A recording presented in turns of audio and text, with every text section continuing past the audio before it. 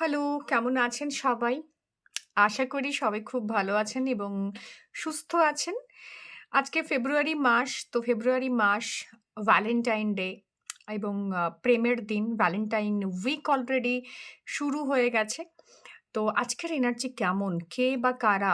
আপনি যদি এখনো ভেবে উঠতে পারছেন না যে কে বা কারা আপনার সম্পর্কে ভাবছে, তো আশা করি আজকের এই রিডিংটা আপনাকে অনেকটা ক্লারিটি দেবে এই জায়গাতে।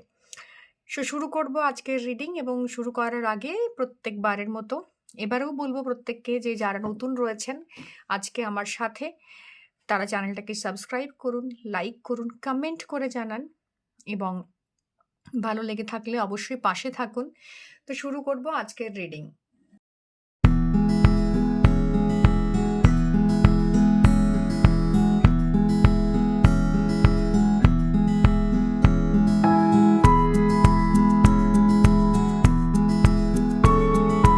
তো দেখে নেব কে বা কারা আপনাদের জন্য এখন ভাবছে বা আপনাদের কথা ভাবছে, আপনাদেরকে নিয়ে ভাবনা চিন্তা করছে। কে রয়েছে যেটা আপনি ধরতে পারছেন না? তো আজকের রিডিং থেকে কিছু না কিছু গাইডেন্স আপনি পাবেন, যেখানে আপনাকে এটা বুঝতে সাহায্য করবে যে কোন মানুষটা এক্স্যাক্টলি আপনার জন্য ভাবছে। ওকে? তো শুরু করব। দেখে নেব কার্ড, সাফল করে নেব কিছু। ওকে। বাও, গ্রেট। আচ্ছা, তো যে বা যারা আপনার এই মুহূর্তে আপনার জন্য ভাবছে, আপনার আশেপাশেই তারা রয়েছে এবং হতে পারে ফ্যামিলির ভীষণ ক্লোজ। আপনি বা আপনার ফ্যামিলির ভীষণ ক্লোজ বা আপনি তার ফ্যামিলির ভীষণ ক্লোজ। তো দুটো ফ্যামিলির মধ্যে কোনো না কোনো ওয়েতে কানেকশনস আছে এবং অ্যাজ আ পার্সন সেই মানুষটা না ভীষণ ব্যালেন্সড। কোনোভাবেই আপনি ওনাকে ফিগার আউট করতে পারবেন না যদি উনি এই মুহূর্তে চাইছেন যে আমি একটু ব্যালেন্স ওয়েতে অ্যাপ্রোচ করব। এই মুহূর্তে ওনার মানসিকতাই এমন যে না, আমি খানিকটা আমার পথে আগাবো, খানিকটা আমি নিজেকে প্রিপেয়ার্ড করব বা আমাকে আমার মেন্টাল জায়গাতে একটা স্টেবিলিটি আসবে। আমি দুম করে গিয়ে বলে দিলাম এবং আ একটা হঠকারী সিদ্ধান্ত নিলাম, এরকম নয়। যে মানুষটা আপনার সম্পর্কে ভাবছে সে কিন্তু ভীষণভাবে তার এনার্জি ভীষণ ব্যালেন্স এবং যখন আপনি উনার আশেপাশে থাকেন, আপনি এটা খেয়াল করে দেখবেন যে আপনি ভীষণভাবে না একটা মানে অ্যাট হোম ফিল করেন, একটা পিস ফিল করেন এবং এই মানুষটা না ভীষণভাবে পিসফুল এবং যাকে দেখলে বা হতে পারে এমন কোনো একজন মানুষ যার সাথে আপনি সমস্ত কিছুটা শেয়ার করেন। মানে আপনি বুঝতেই পারেন না সে আপনাকে এতটা পছন্দ করে। কিন্তু আপনি যখন কোনো প্রবলেমে পড়েন, কোনো অসুবিধাতে পড়েন, আপনি রিচ আউট করেন এই মানুষটাকে। তো এই মানুষটা না ভীষণভাবে আ একটা কম্পোজ এবং ভীষণভাবে একজন হতে পারে স্পিরিচুয়ালি কানেক্টেড বা তার আচার-ব্যবহার এতটাই আ ব্যালেন্সড যে এইটাই আপনাকে অ্যাট্রাক্ট করে এবং আ আপনি হয়তো অ্যাট্রাক্টেড ফিল করেন তার সাথে থাকলে, তার কথাবার্তা, তার পার্সোনালিটি, তার অ্যাটিটিউড, অ্যাপ্রোচ সবটাতেই আপনি ভীষণ মুগ্ধ। কিন্তু আপনি বুঝতেই পারেন না যে মনে, মনে এই মানুষটা আপনাকে অ্যাপ্রিশিয়েট করে। ওকে? তো emotionally they are connected with you এবং আপনি যখন ওদের সাথে থাকেন তখন ভীষণভাবে একটা পিসফুল এনার্জির ভেতর থাকেন। এবং এই পিসফুল এনার্জিটা আ যখন আপনার মনে হয় যে আমি সব ছেড়ে ছুড়ে ভীষণ ডাউন, তো সেই সময় না আপনি এনার কাছে হয় না, মানুষ যখন নিজে খুব ডাউন থাকে তো তখন মানুষের মনে হয় যে একটা শেল্টার। তো এই মানুষটা আপনার জন্য সেই শেল্টারের মতো, যেখানে আপনি আপনার নিজের সমস্ত কিছু আ উজাড় করে বলতে পারেন এবং আপনার যে না বলা কথাগুলো, আনএক্সপ্রেসড ইমোশনস গুলো এই মানুষটার কাছে আপনি খুব ইজিলি বলতে পারেন। আপনাকে একদমই জাজ করে না এই পারসনটা। এই পারসনটা কোনো না কোনোভাবে কার্মিক্যালি আপনার সাথে কানেক্টেড এবং ইমোশনাল সাপোর্ট দেওয়ার জন্যই আপনাকে এসছে। তো আপনি দেখবেন যে এর সঙ্গে যখন আপনি থাকেন তখন আপনি ইমোশনালি ভীষণভাবে সাপোর্টেড ফিল করেন, যে সাপোর্ট ফিলিংটা আপনি আপনার ফ্যামিলি থেকেও হয়তো পাননি। তো আপনাকে আপনার ক্লোজ ফ্রেন্ডস হতে পারে, কোনো ফ্যামিলির জায়গা থেকে ভীষণ কানেক্টেড হতে পারে বা আপনি এনার ফ্যামিলির সাথে কানেক্টেড। আ কোনো না কোনো ফ্যামিলি ভাইবস এখানে আসছে বা আপনার আত্মীয়-স্বজনের মধ্যে হতে পারে। এই মানুষটা এমন একটা মানুষ যাকে আপনি আপনার মনের সমস্ত কথা ইজিলি শেয়ার করেন এবং সে আপনাকে বিনা জাজমেন্টে মানে আপনার এই মনের কথা, আপনার সিক্রেট গুলোকে বিনা জাজমেন্টে অ্যাকসেপ্ট করে এবং ইউনিভার্স এই পারসনটাকে পাঠিয়েছে অ্যাকচুয়ালি আপনাকে ইমোশনাল জায়গাটাতে স্টেবিলিটি দেওয়ার জন্য, ইমোশনালি সাপোর্ট করার জন্য। যে মুহূর্তে আপনি ভীষণ লো ফিল করেন, আপনি দেখেন যে এই পারসনটা আপনাকে ভীষণভাবে সাপোর্ট করছে এবং যখন সবাই আপনার বিরুদ্ধে যায়, সবাই আপনার এগেইনস্ট এ কথা বলে, তখন দেখবেন আপনাকে কিন্তু সেই জায়গাটা দিচ্ছে এবং আপনি আপনার হয়তো মন খারাপ, মুড অফ আছে। তো আপনাকে বলবে, "চল একটু ঘুরে আসি। চল একটু চা খেয়ে আসি বা চল একটু সেলিব্রেট করি।" বা হঠাৎ করে আপনার বার্থডেতে আপনি দেখবেন যে ভীষণই চুপচাপ মানুষ কিন্তু হঠাৎ করে আপনার বার্থডেতে আপনাকে একটা টেক্সট করবে বা আপনাকে একটা ছোট্টখাটো গিফট দেবে যেটা দেখে আপনার মনে হবে যে এই মানুষটা আ একে রিলাই করা যায়। তো না ছোটখাটো আপনার নিড গুলোকে, আপনার ইমোশনাল নিডের জায়গাগুলোকে ভীষণভাবে ভ্যালিডেশন দেয়। ভীষণভাবে আপনার ইমোশনাল জায়গাগুলোকে উম আ ভীষণ গুরুত্ব দেয় এবং এই মানুষটা আ এমনই একটা মানুষ যে আপনাকে খানিকটা প্রিন্সেস ট্রিটমেন্ট দেয়। ভীষণভাবে প্রিন্সেস ট্রিটমেন্ট দেয় এবং আপনি ওর কাছে ভীষণ গুরুত্বপূর্ণ ফিল করেন। আপনি যে কথাই বলুন না কেন, দেখবেন তার একটা আ যথাযথ যুক্তি দেয়। সেখানে গিয়ে আপনাকে আপনার জন্য আপনি মানে কেয়ার্ড ফিল করেন যে আপনার জন্য কেয়ারিং একটা অ্যাটিটিউড রয়েছে এই পারসনটার আপনার প্রতি। আর আশেপাশের যেখান থেকেই আপনি ইমোশনালি যখন আপনি ডাম্ব হন, আপনি যখন ভীষণভাবে একটা নাম্ব ফিলিং এর ভেতর দিয়ে যান যে, কি করব খুঁজে পাচ্ছি না। এই মানুষটা না আপনাকে ভীষণভাবে সেই জায়গাটা দেয় এবং মাঝে মধ্যে না আপনি ওনার প্রতি ভীষণ অ্যাডিক্টেড ফিল করেন যে আ আমার কিছু হলেই মানে এমনও হয় যে গোটা দিন আপনি ব্যস্ত আছেন কিন্তু আ একবার না একবার কল করে এই পারসনের সাথে আপনি কানেক্ট হচ্ছেন। তো এই পারসনটার এরকমই একটা পার্সোনালিটি যে আপনি যদি ওর সাথে কথা বলেন, আপনি যদি ওর সঙ্গে থাকেন, আপনি আ একদমই মন থেকে ওনার সাথে কানেক্টেড হয়ে যাবেন এবং আ উনি a kind of addiction for you. এই পারসনটা আপনার জন্য একটা অ্যাডিকশন এর মতো হয়ে গেছে। অথচ আপনি ধরতে পারেন না এনার ব্যবহারে বা এনার কথাবার্তায় যে এই মানুষটা আদৌ আপনাকে এতটাই পছন্দ করে। আপনি ভাবেন যে হ্যাঁ, আমার খুব ভালো বন্ধু, আমার খুব ভালো মেন্টর বা আমাকে খুব ভালো গাইড করে বা আমার থেকে একটু সিনিয়র তো সেখান থেকে দাঁড়িয়ে আমাকে হেল্প করে। আমার আ আ এডুকেশন এর ক্ষেত্রে হেল্প করে। আমার যখন খুব ডিমোটিভেটেড ফিল করি তখন আমাকে সেটা বোঝায়। আমার যখন ব্রেকআপ হয়েছিল বা আমার যখন ইমোশনালি ভীষণভাবে আমি ডাউন চলি, তখন এই মানুষটা আমাকে ভীষণভাবে হেল্প করে বা আমাকে বিভিন্ন রকমভাবে আমার মুড ভালো করার চেষ্টা করে। কিন্তু এতটাই ব্যালেন্সড তো আপনি কিছুতেই না ওকে ভালো বন্ধু, ভালো একজন মেন্টরের বাইরে ভাবতে পারেন না। তো এরকমই একটা এনার্জি আ এই মানুষটা আপনার জন্য ক্যারি করছে এবং আপনি ওর কাছে না খুব বাচ্চার মতো ফিল করেন। ভীষণ টেক কেয়ার করে আপনার পাস্ট গুলোকে জেনেও আপনাকে আ সেই জায়গা থেকে বেরোবার জন্য বা সেটাকে নিয়ে কিভাবে আপনি চলবেন, কিভাবে আপনি আপনার স্ট্রেসটাকে ম্যানেজ করবেন। আপনি সামনে পরীক্ষা আসছে, আপনি হয়তো ভীষণ স্ট্রেসড আউট হয়ে আছেন, কিছুতেই বুঝে উঠতে পারছেন না বা জবের জায়গায় প্রচুর স্ট্রেসড আউট হয়ে আছেন।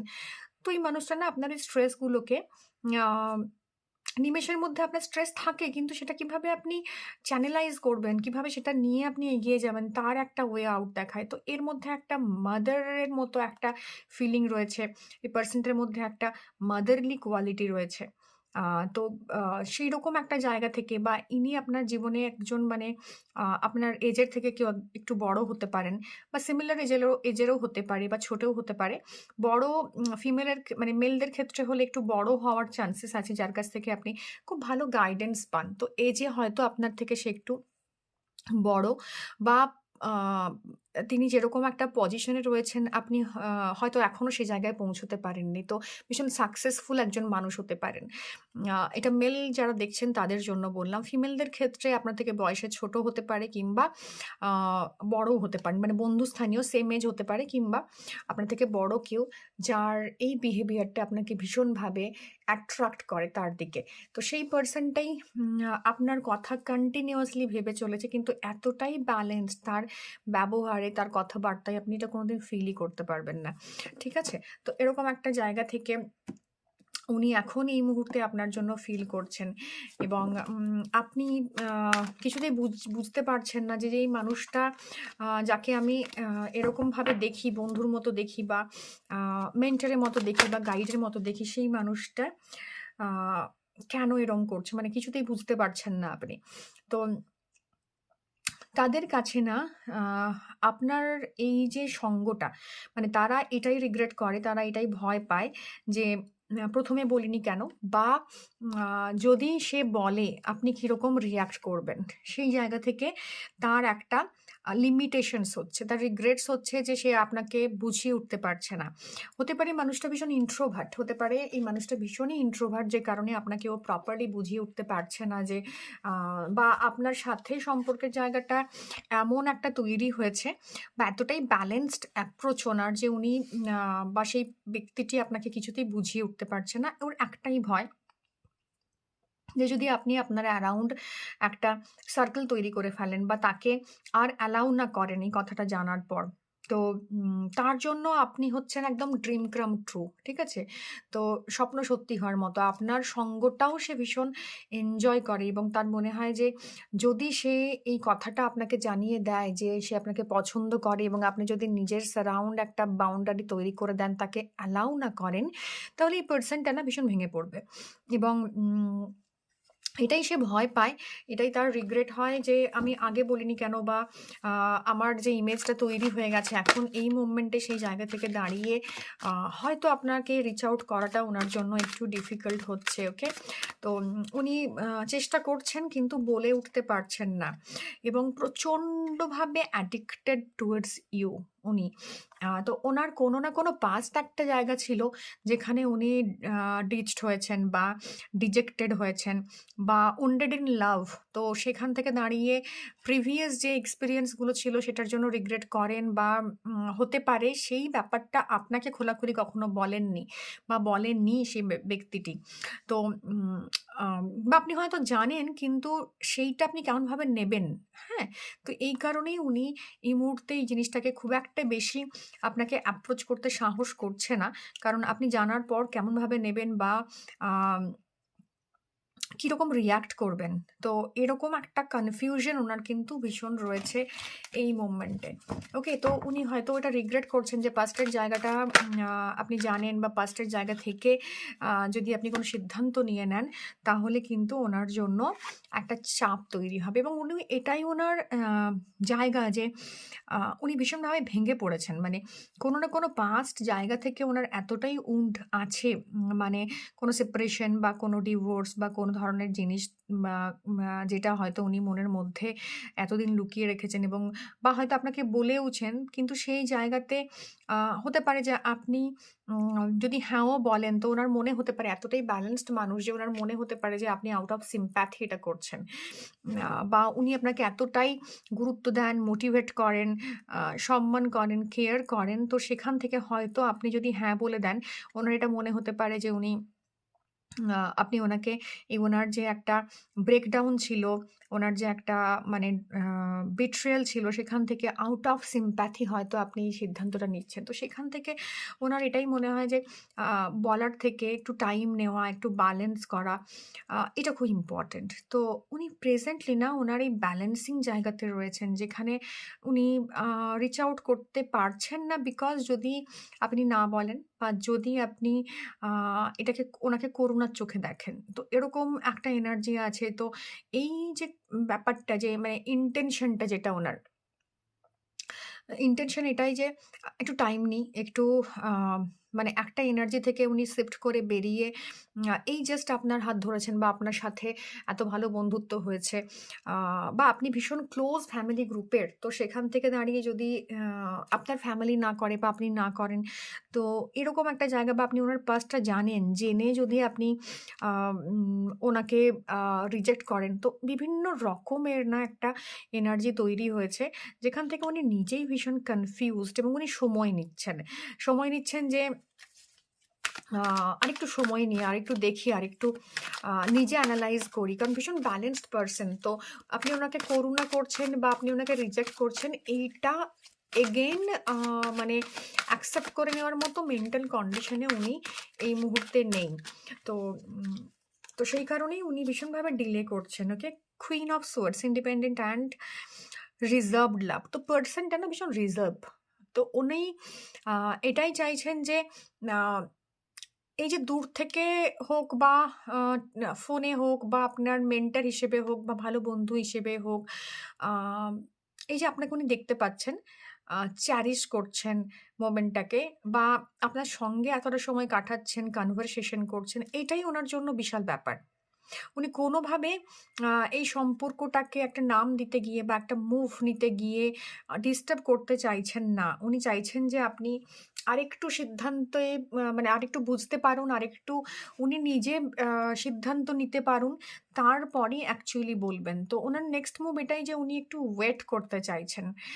একটু দেখতে চাইছেন যে আ কিরকম এনার্জি আসছে আপনার তরফ থেকে? কতটা ম্যাচিউরলি আপনি আ আ রেডি থাকবেন ওনাকে অ্যাকসেপ্ট করার জন্য বা ওনাকে নিয়ে ভাবার জন্য। তো অতদিন পর্যন্ত কিন্তু যতক্ষণ না উনি এটা ক্ল্যারিটি পাচ্ছেন, ততদিন পর্যন্ত কিন্তু ওনার তরফ থেকে এই যে আপনার প্রতি অ্যাটেনশন, কেয়ার, এটা কিন্তু মেন্টর বা বন্ধু হিসেবেই থাকবে।